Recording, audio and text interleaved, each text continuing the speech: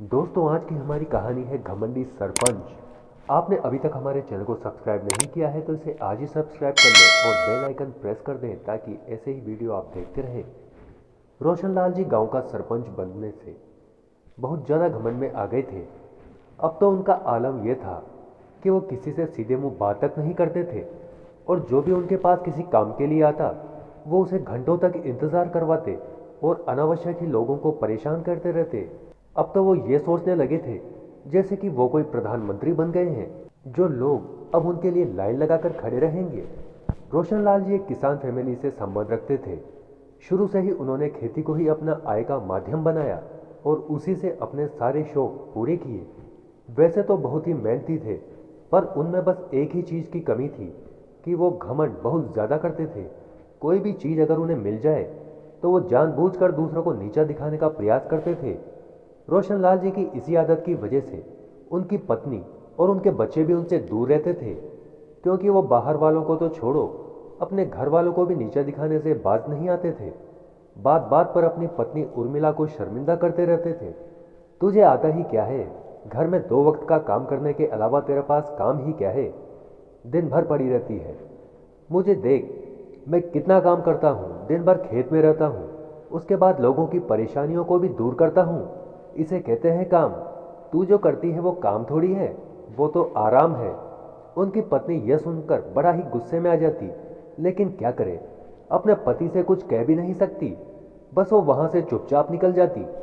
उनके बेटे अपने पिता का अपनी मां के प्रति व्यवहार देखकर बहुत नाराज होते और वो उन्हें समझाने का प्रयास भी करते कि पिताजी, आप जो कर रहे हैं वो गलत है। आपको घमंड बिल्कुल नहीं करना चाहिए, क्योंकि कोई चीज अगर आपको भगवान ने दी है तो आपको उसकी कद्र करनी चाहिए। लेकिन वो किसी की भी नहीं सुनते थे। वह जो उन्हें समझाने का प्रयास करता था उसे ही बेवकूफ साबित कर देते और उसे कहते, तू क्या समझता है, यह क्या मुझे दान में मिला है? मैंने अपनी मेहनत से सरपंच की सीट हासिल की है। समय ऐसे ही बीतता गया। गांव के सभी लोग रोशनलाल जी के खिलाफ हो गए, क्योंकि गांव के सभी लोगों ने रोशनलाल जी को इस वजह से सरपंच बनाया था क्योंकि वो सभी उन्हें जानते थे कि यह एक मेहनती आदमी है और सबकी मदद करेगा। लेकिन उन्हें क्या पता था कि सरपंच का पद मिलते ही इसमें अहंकार आ जाएगा और ये खुद के सिवा दूसरों को अहमियत ही नहीं देगा।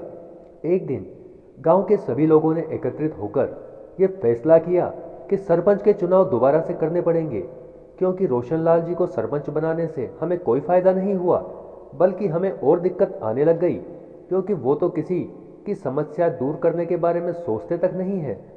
सरपंच क्या बन गए, पागल ही हो गए हैं वो तो। इस बात का पता जब रोशनलाल जी को लगा तो उन्होंने गांव के सारे लोगों को खुले में धमकी दी, अगर तुम सोचते हो कि तुम किसी और को सरपंच बना दोगे तो ये असंभव है, मैं ऐसा होने नहीं दूंगा। उन्होंने 20-30 गुंडों से बात की और गांव वालों को धमकाना शुरू किया।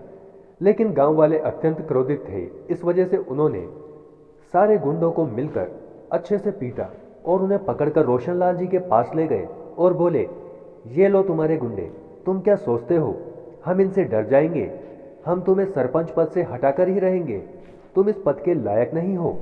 अगले ही दिन चुनाव हुए और उन्होंने किसी नए व्यक्ति को सरपंच पद के उम्मीदवार के तौर पर खड़ा किया और उसे बहुमत से जिताया। रोशनलाल अब सरपंच नहीं रहे थे और एक आम आदमी बन गए थे। उनका घमंड चूर चूर हो गया था। उन्होंने अपनी गलती का एहसास किया और सारे गांव वालों से क्षमा मांगी और आगे से दोबारा ऐसा कभी न करने का वचन दिया। आपको हमारी कहानी कैसी लगी कमेंट करके हमें ज़रूर बताएं। चैनल को लाइक शेयर सब्सक्राइब करना ना भूलें।